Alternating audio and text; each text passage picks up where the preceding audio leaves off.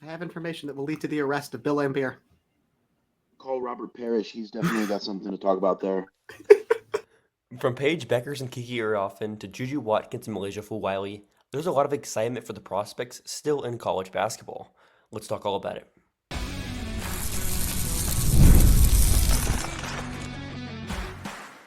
You are Locked On Women's Basketball, your daily podcast on women's basketball. Part of the Locked On Podcast Network, your team every day.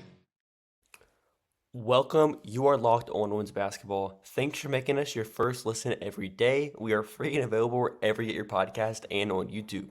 My name is Hunter Cruse, I'm your Saturday host, covering the WNBA draft and prospect scouting. I'm joined by my co-hosts M. Adler and Lincoln Shafer. M covers the WNBA with a focus on player development and the game within the game.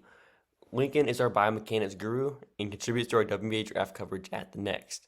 So for this episode, we're going to dive into our post-draft board for following the 2024 draft. Basically, it's a ranking consisting of players for the 2025, 2026, and 2027 drafts. We came with our consensus ranking, and we'll talk about that today. So, Em, can you explain more about just the process behind this board and what we're doing here with this ranking?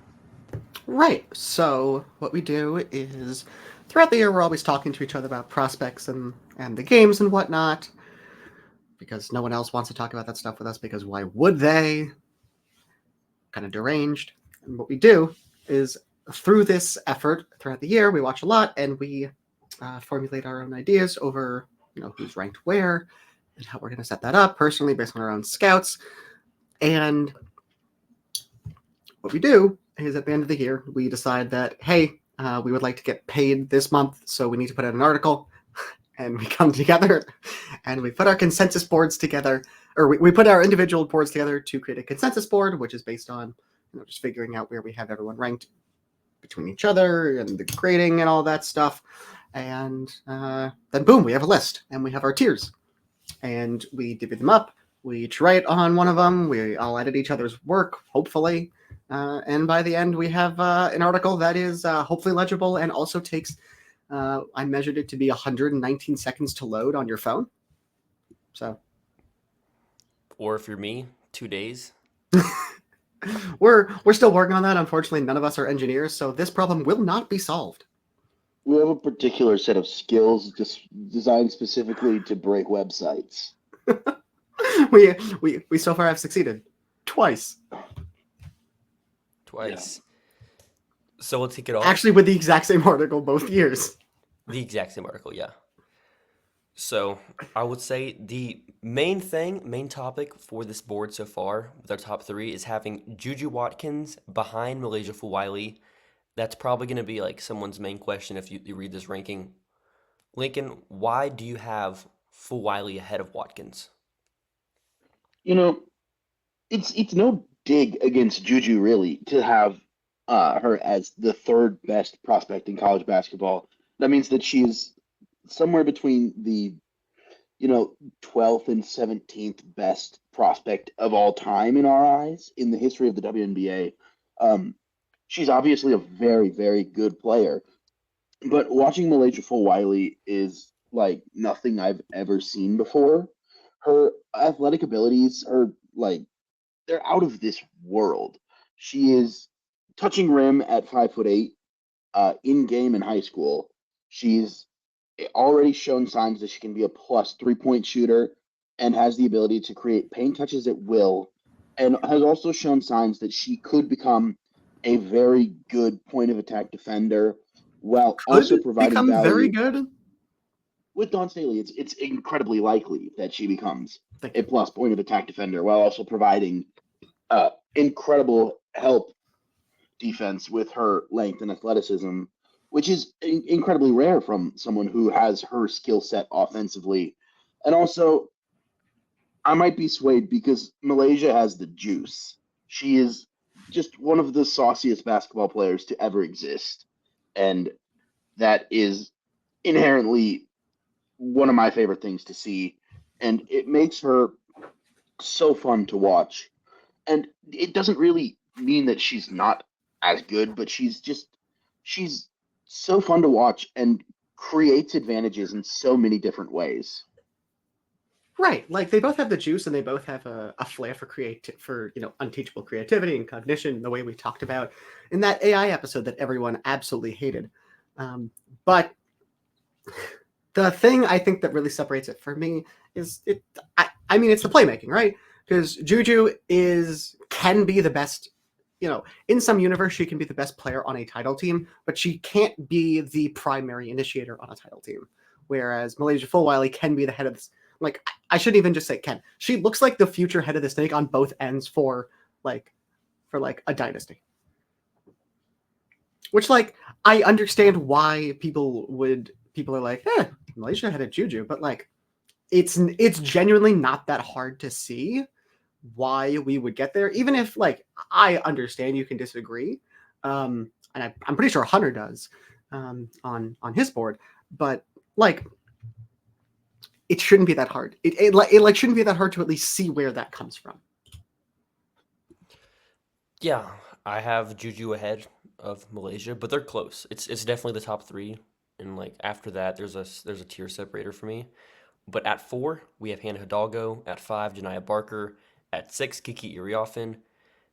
With this range, why do we still believe in Janiyah Barker? I know that was another topic of conversation. We are like the Janiyah Barker hive here. Why do we believe in Janiyah Barker this highly? Her combination bias, of defensive, I mean, that too, but her combination of defensive projectability as a 6'3", 6'4", incredibly mobile big, combined with her mid-post shot creation, is still like an incredibly special basketball player. It didn't really translate to team success this year. Texas A&M struggled mightily, but hopefully she ends up in a situation where she can learn to shoot free throws. That would be great, but she's in the transfer portal right now. Who knows what happens there? But the projections for Janiyah defensively are incredibly high, at least in my mind. Right, like, if you want to think about this specifically with Janiyah and Kiki being next to each other, at 5 and 6, you can look at their seasons this year and say, well, why do you have Janiyah over Kiki? And like that is an understandable sentiment, but the thing you have to, I think, take here as context is almost developmental arc, or at least arc of projection here, where we dropped Janiyah by basically a tier and a half. She drops in the rankings by about 3 places, but in terms of tier, that's actually that's very significant. Whereas Kiki is going from, as I wrote in her blurb, someone who was like interesting flashes as like the number 8 player on Stanford to like, again, like top 6 in this group. So if you want to look at the arc here, we've really lowered our ceiling on Janiyah just because of what we've learned about scouting and in terms of things that I think by this point in time you would have hoped to see at least flashes of that haven't really come around. But the floor is still so high with her. Whereas with Iriafen, it's if she does all of this again, it's a different story.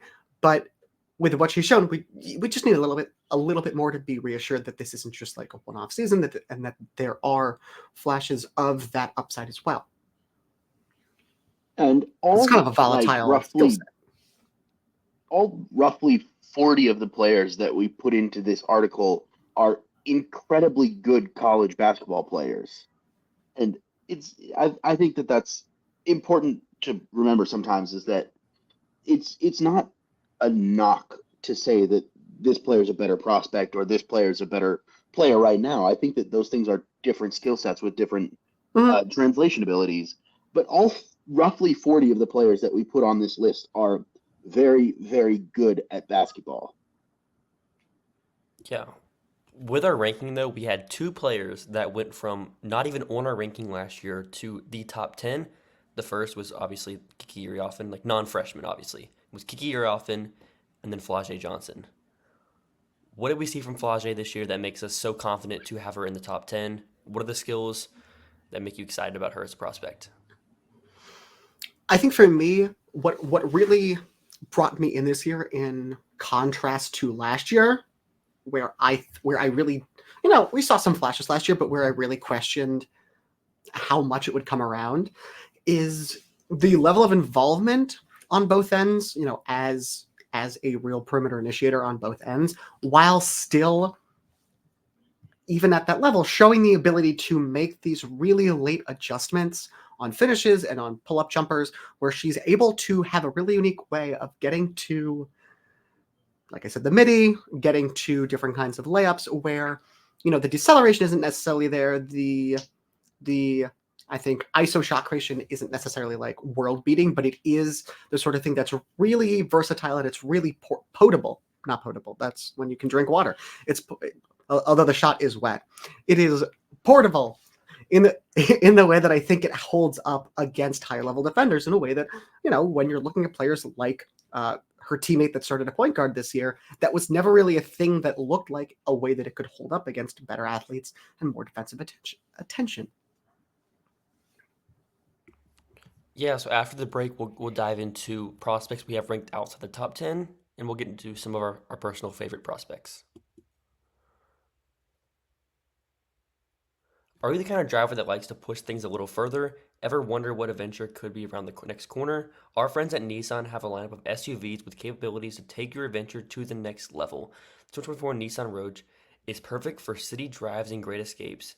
Class exclusive Google built-in is you're always updating assistant to call on for almost anything. Gone are the days for connecting your phone, Google Assistant, Google Maps, and Google Play stores, and built right into the 12.3-inch HD touchscreen system. It is a perfect mid-size crossover for your next adventure.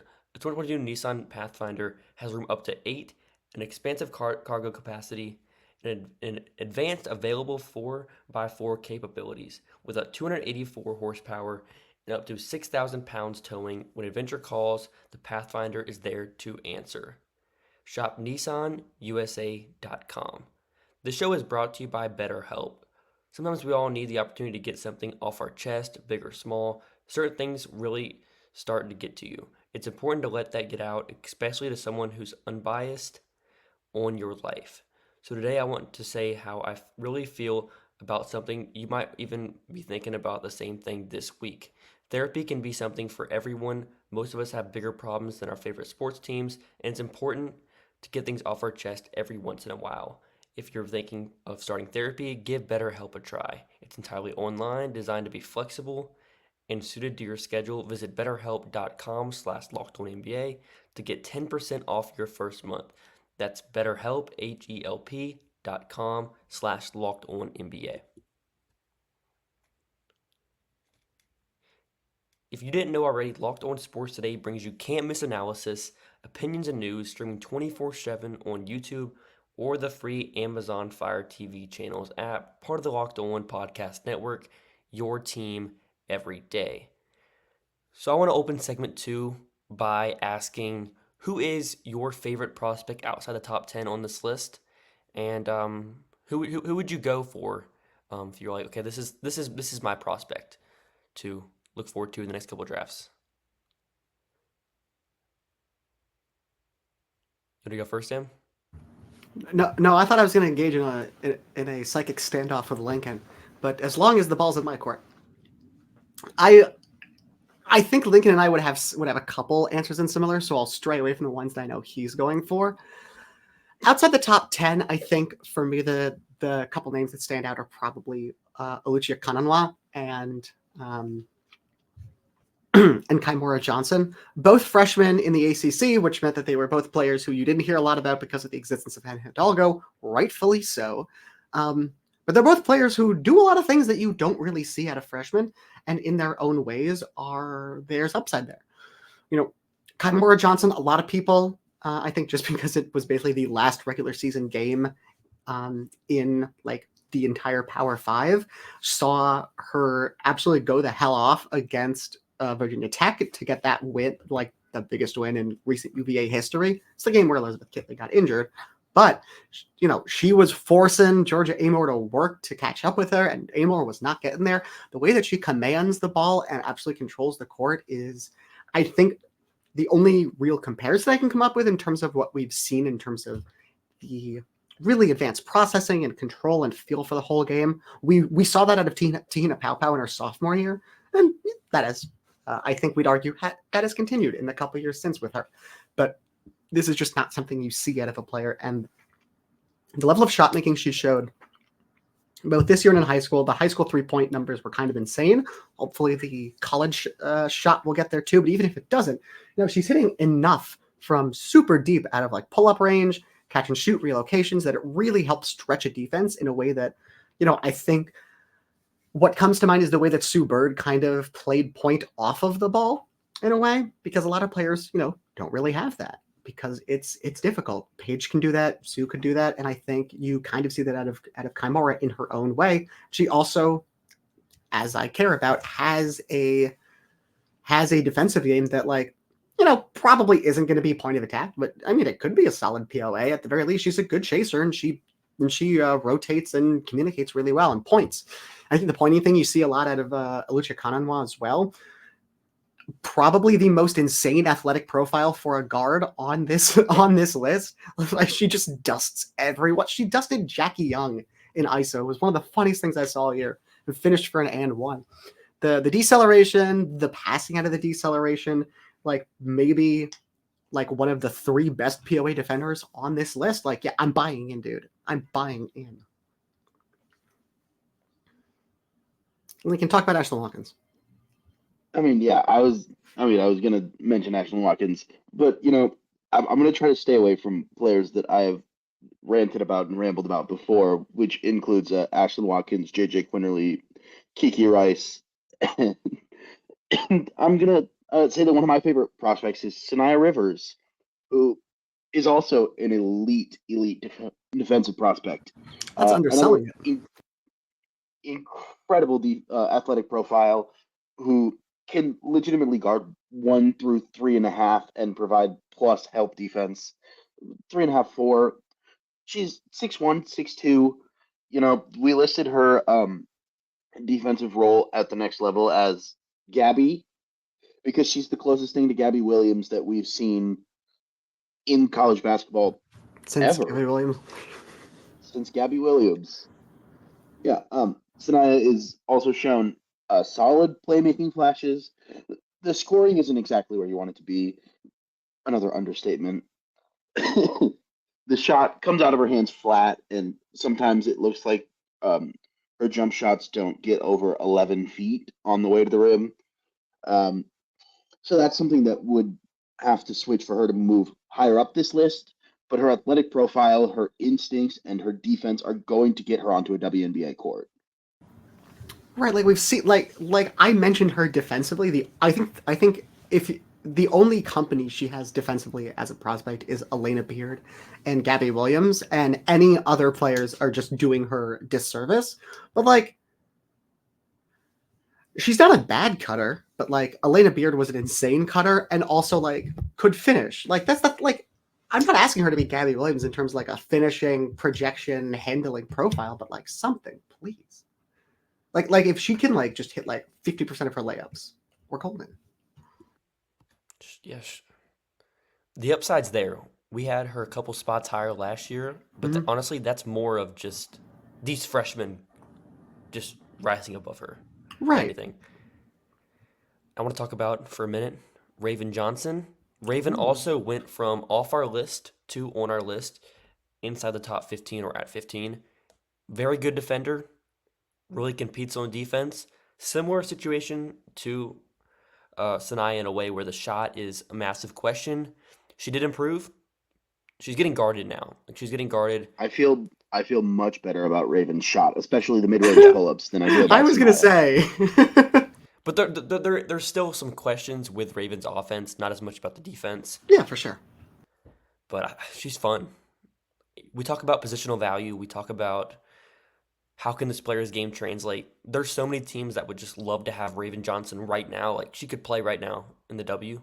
And we'll see if she comes out next year or she comes out in 2026. Yeah, Raven's what if the platonic ideal of the second or third best point guard in 2011 also just kind of played funky? Yeah, that's a good way to put it. After the break, we'll dive into the prospects that have fallen the most on our board from last year and more.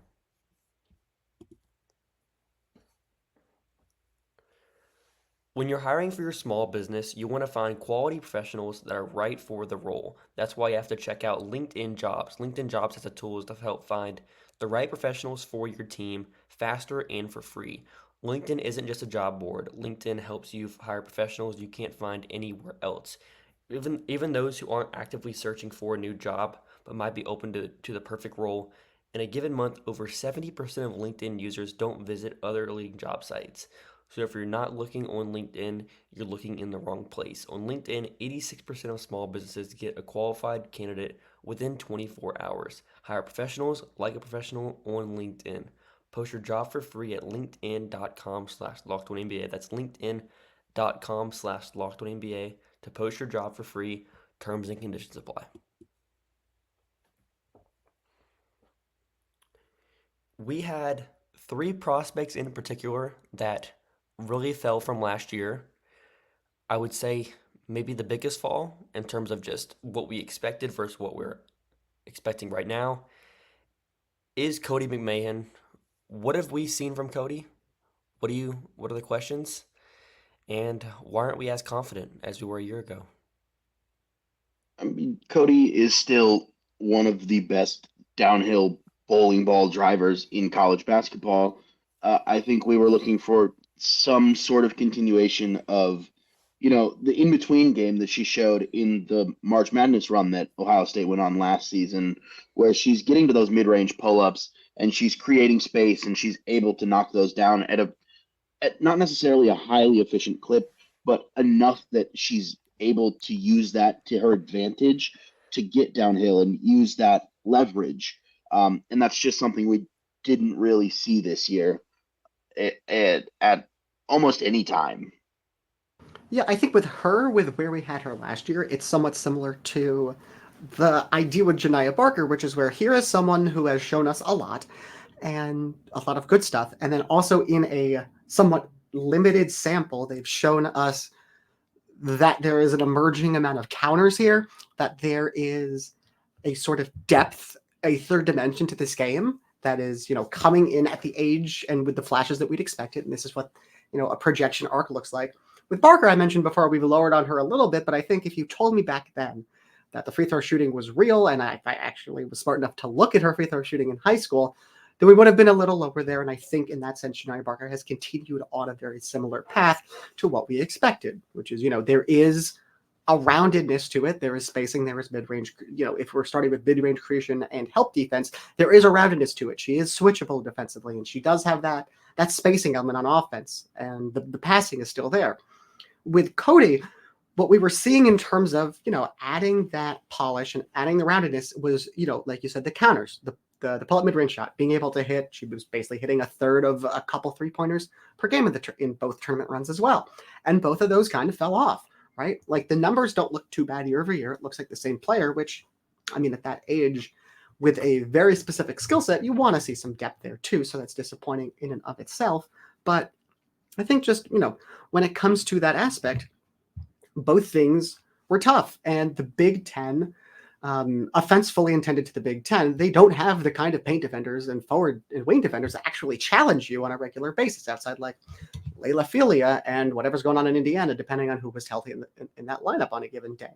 And so you get away with doing these things against Michigan State, against Nebraska, against Illinois, that, we're just not talking about pro caliber front court players. So when you go downhill and you go into the one spin move that she regularly has, you can finish that. You can finish through contact, and it's crazy how good that move is. And you'll still get that off against, when you're going against Jordan Garzon and Mackenzie Holmes, when you're going up in the tournament against like the 13,000 wing defenders and forward defenders that Duke is throwing at you. But it's going to be hard to actually do that efficiently when you're not keeping them honest. Yeah, and the big difference between Janiah and Cody for me is that Also, they the kind of defense was played fine. the same. Yeah, they They kind of did played things the same before. position this year, and Janiah is a full 6 inches taller. They both kind of played the 4 this year, Mhm. and it's just hard to project a 5'11" 4 that doesn't shoot. Unless they are literally Gabby Williams, we're coming back to. Yeah, another prospect that really fell for us from last year is Layla Filia going from Michigan. Now she'll be at Texas with Madison Booker. Hell yeah. With Philia, you like the defense, you like the athleticism, you like the shooting, the pull-up mid-range shooting. But the weirdest thing for me is I just don't think the upside's there for me. Like, you haven't made a pull-up three in 3 years, which is like unreal. I don't know how it's just never happened once. The finishing's also a concern. There's like no passing value, like, pretty much at all. So it's a very like 3-and-D type player. You get a little bit more in 3-and-D. She can drive a little bit, but the finishing's inconsistent. I like her a lot, I think, in terms of just good role player, someone that can really just someone you see more on the NBA side of things, just these solid 3-and-D players. But I still believe in her to some extent. Not as high as last year. Yeah, she's still like very clearly an incredible college basketball player and has shown signs that she can be a professional. And she's going to be in a very different role this next year at Texas with two WNBA quality ball handlers around her instead of 0, which makes a pretty big difference. Putting someone going from playing with no disrespect to Kyra Evans and Cameron Williams, but going from that Michigan team to this Texas team is a pretty big jump in talent. Lauren Hansen hater. I'm sorry, but I cannot respect the state of Missouri. As no one should. But just I lived there. Madison Booker and Rory Harmon are just easily the best players she's ever played with in college. No disrespect to Naz Hillman. I was about to say, come on. I am much higher on Madison Booker than Naz Hillman. I'm sorry. Naz Hillman was a better college player than Rory Harmon. I suppose. She had like a 55-30 game. She did have a 50-point game, but as you said, it was in the Big Ten that has no paint defenders. And, I'm just very excited. I'm just very excited to see this Texas backcourt get healthy and play together. Right. I think to go into the sort of quote-unquote methodology a little bit, because it's all qualitative. With Philia, I think part of it was just it's a 2-grade drop from a 55 to a 45, but it is, I think, part of it is the developmental arc, because she improved so much from her freshman year to her sophomore year in terms of the shooting, in terms of the creation, the ability to attack closeouts and whatnot, that I think we were hoping for that to continue a little bit in ways that it not plateaued, but it didn't keep going in the same way. I think one of the big things is, as we've learned more about, and this is similar to why it dropped with Olivia Miles, just in terms of Miles dropping half a grade because of us learning about projecting jumpers. Similar thing with Philia in that I think the numbers are what they are. The midi is probably still going to be pretty good, but the indicators there that you look for in terms of the form, the shoulder stability, all that kind of stuff, it is a yellow flag at least. If you're putting her in a usage role where you need those pull-up middies, it is a yellow flag in terms of the ability to get those off against WNBA level defenders. And I think for me, the big thing was I expected a much bigger improvement on the last step in the deceleration specifically, because she has really good deceleration, but to be like a 3-and-D type 55, which means, you are the worst player. You're like worst player caliber on a title team, but not quite like an all-star. I think the easiest example of this is Betnijah Laney. She's like a definitional 55, and she has been in New York. In the W, you need to be more than just 3-and-D.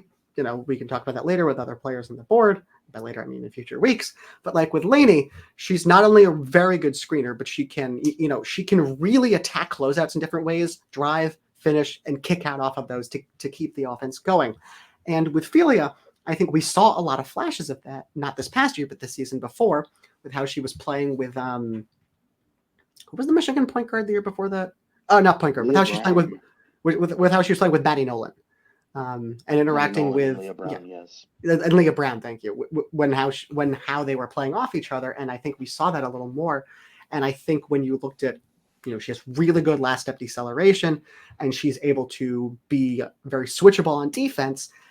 I think that lent itself to projecting there, given the developmental arc, in a way that the finishing process not coming along this year, and I think the usage on offense taking away from her ability to really chase specifically like point guards around screens. I think she's still excellent guarding like 2 and 3s and can guard 1s, but I think not to quite the same extent where we were bang on the 55. So I think that's how you get that sort of drop. Yeah.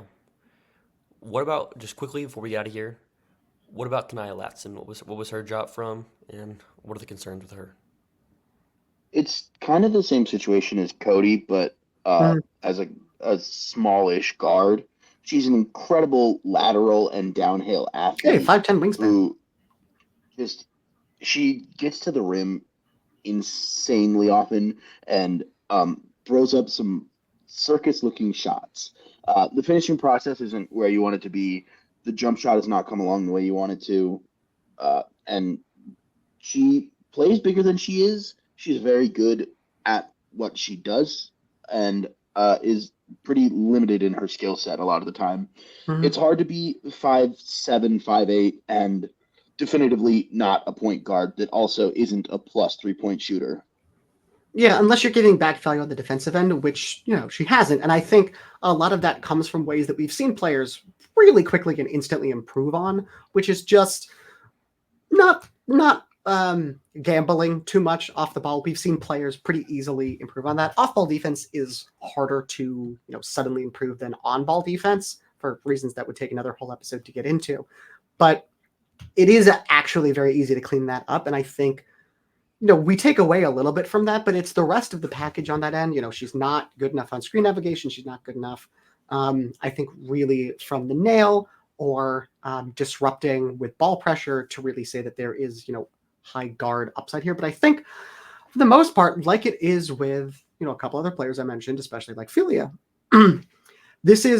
she is sort of a victim of us between last year and this year, learning a lot more about historical examples and development arcs of players and what sort of indicators are there, what tools players can really improve on and what they can't. And I think for Latson, it's the same package it was last year, but now we're looking at this and we're saying with what we know now, like the finishing process is a hell of a lot harder to improve when you're not showing really any solid playmaking flashes out of there. When you're forcing as much as she does, when you don't have access to the counters that she does, but you're still going at it.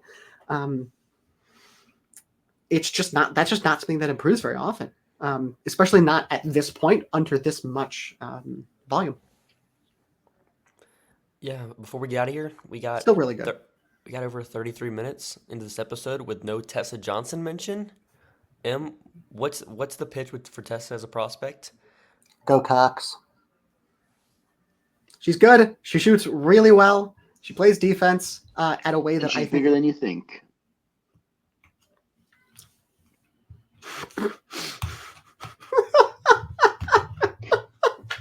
Hunter, get us out of here. All right. Thanks for making Locked On Basketball your first listen every day. Join the team at the back next week for continued coverage of women's college basketball. The whole board is available at thenexthoops.com. Way too many words there on this board. Make your second listen Locked On Sports Today, the first ever national sports 24/7 streaming channel on YouTube. Have a great rest of your weekend, everyone. Thank you.